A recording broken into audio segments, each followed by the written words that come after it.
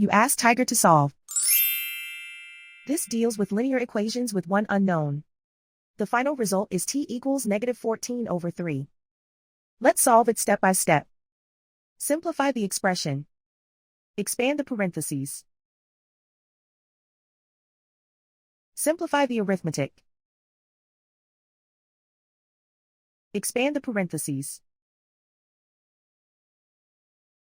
Simplify the arithmetic.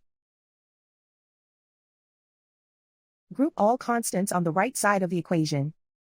Subtract 14 from both sides. Simplify the arithmetic.